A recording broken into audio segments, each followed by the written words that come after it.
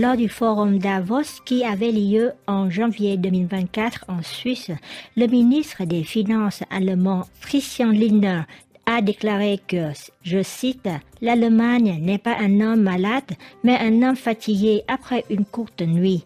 Pendant l'hiver 2023-2024, l'Allemagne traverse une triple crise économique, sociale et politique. L'Allemagne est le seul pays de l'Union européenne à avoir connu une récession, moins 0,3% en 2023. En janvier, l'Allemagne a fait face à des grèves des chemins de fer, le ras-le-bol des médecins et des manifestations monstres d'agriculteurs et des transporteurs routiers. Par ailleurs, selon des sondages récents, à quelques mois des élections européennes, le parti extrême droite AfD, un parti eurosceptique et anti-immigration, recueillerait plus de 20% de l'intention de vote derrière le parti chrétien-démocratique qui aurait 30%. En plus, on voit apparaître un nouveau parti anti-immigration et pro-Kremlin, cette fois-ci à gauche. Comment l'Allemagne a-t-elle pu arriver à une telle situation? Explication de Marie Krapata, chercheuse au comité d'études des relations franco-allemandes à l'Institut des relations internationales au micro de RFI Rédaction en vietnamien.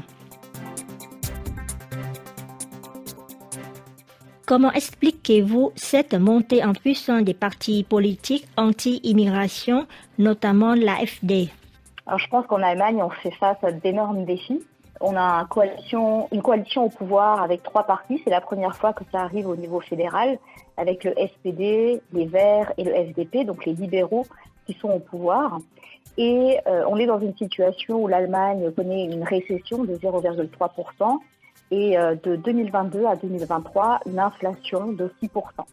Donc cette coalition feu tricolore qui est arrivée au pouvoir en 2021 dans son contrat de coalition prévoyait une politique très sociale avec une augmentation du salaire minimum à 12 euros de l'heure, mais également la création de 400 000 logements, y compris les logements sociaux.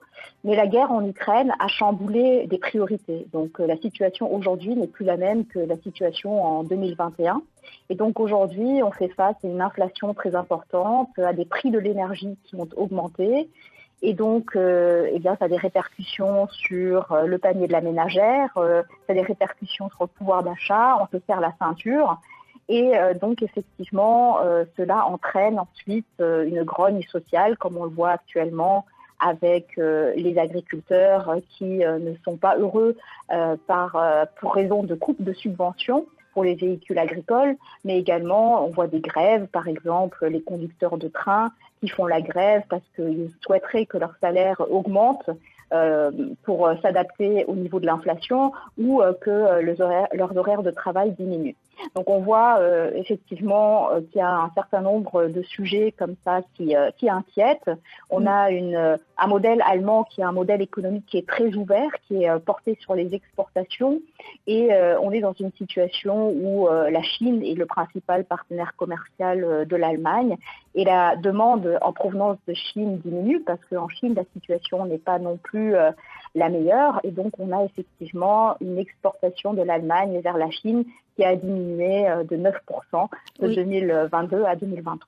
Et dans ce cas-là, ça veut dire que la guerre en Ukraine a mis en défaut le modèle économique industriel de l'Allemagne.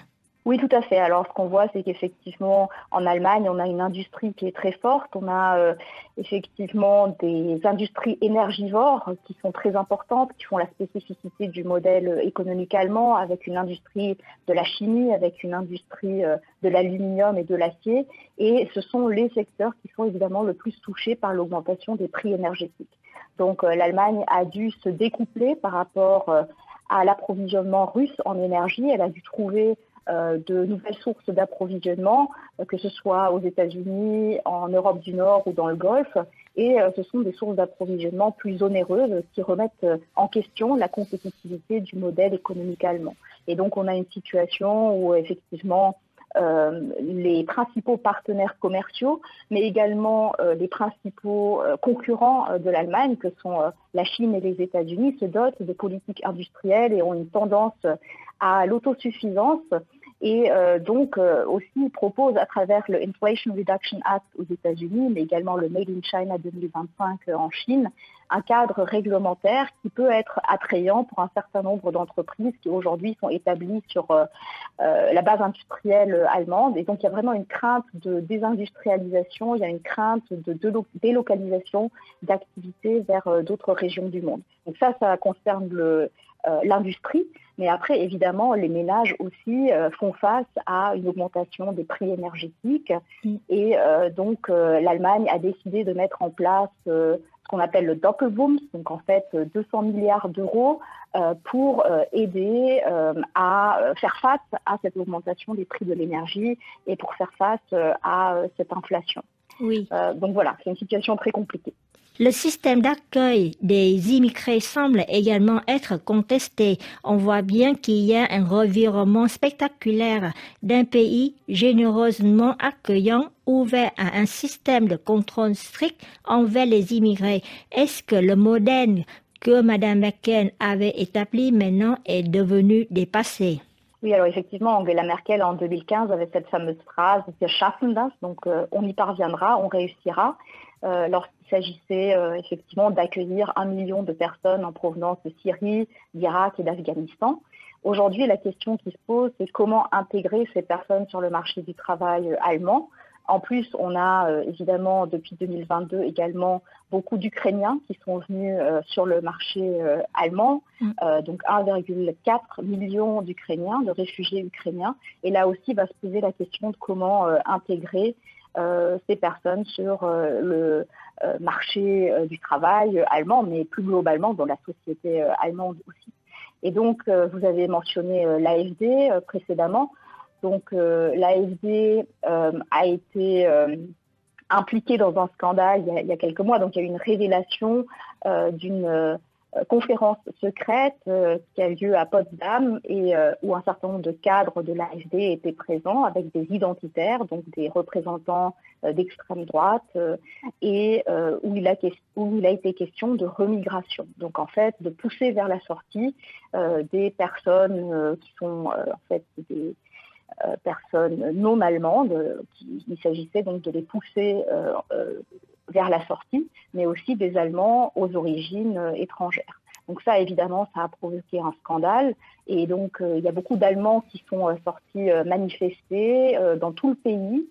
Donc ça a prouvé qu'il y a une grande résilience, un grand dynamisme démocratique en Allemagne, une société civile qui est active. Donc, on voit effectivement une certaine tendance qui est celle d'un parti d'extrême droite, l'AfD, qui a de forts scores dans les sondages. Donc, vous avez dit qu'ils étaient crédités à peu près de 20% au niveau fédéral. Ils sont également crédités de 30% dans les Länder de l'Est de l'Allemagne. Et il va y avoir en fait des élections à l'automne en Thuringe, en Saxe et au Brandebourg, qui sont des Länder à l'est de l'Allemagne, où traditionnellement les partis d'extrême droite et d'extrême gauche ont des bons résultats. Est-ce que la situation actuelle pourrait fragiliser M. Olaf Scholz, voire faire tomber le gouvernement? Alors, je l'évoquais tout à l'heure, c'est un gouvernement à 3 partis. C'est la première fois au niveau fédéral qu'on a 3 partis qui sont au pouvoir dans une coalition. Et donc, on a des intérêts qui sont très différents au sein de la coalition. Avec un parti du SPD qui représente les intérêts des employés et des ouvriers et de la base industrielle allemande. Avec les Verts qui, évidemment, sont pour une défense de la transition écologique, qui aussi sur le plan des affaires étrangères ont pris l'ascendant parce que la ministre des Affaires étrangères, Annalena Baerbock, est très active dans son rôle. Et on a évidemment aussi le FDP, les libéraux, qui sont dans leur rôle, qui représentent les intérêts des entreprises.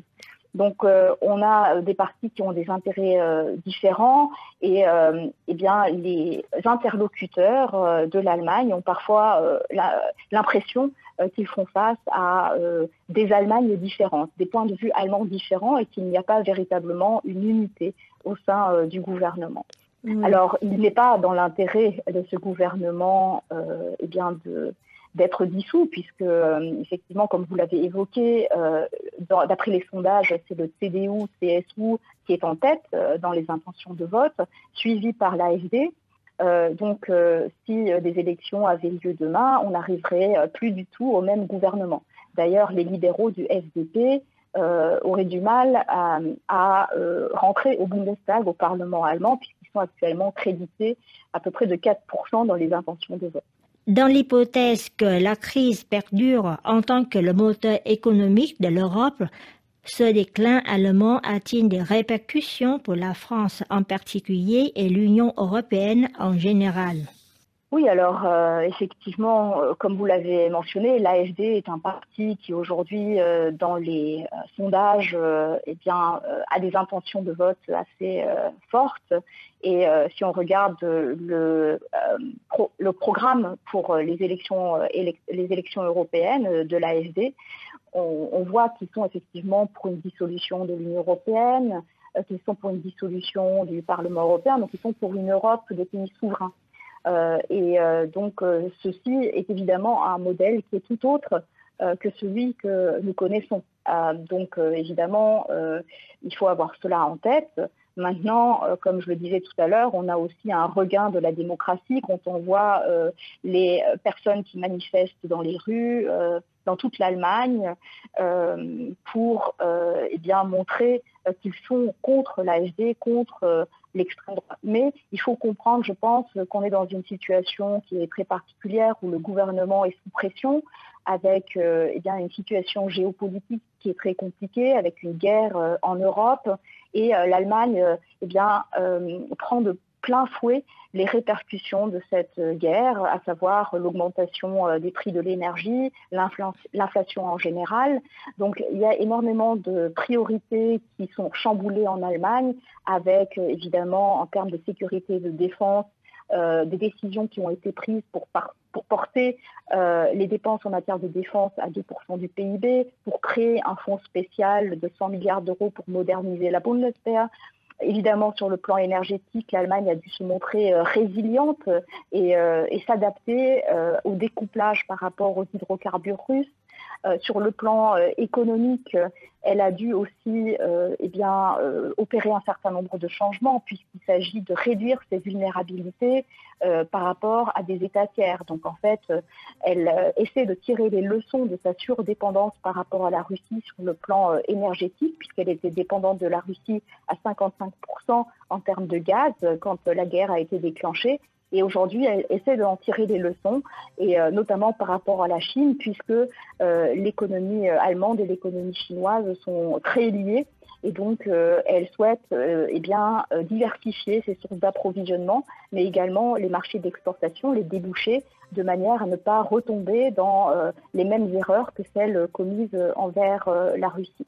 Donc évidemment, il y a beaucoup de défis et effectivement, si l'Allemagne va mal, cela a des conséquences sur l'ensemble de l'Union européenne, puisque l'Allemagne est la locomotive économique de l'Union européenne et énormément de pays en Europe ont l'Allemagne comme principal partenaire commercial. Donc évidemment, tout ceci ne doit pas être oublié quand on tente de répondre à cette question. Je vous remercie beaucoup pour tous ces éclairages.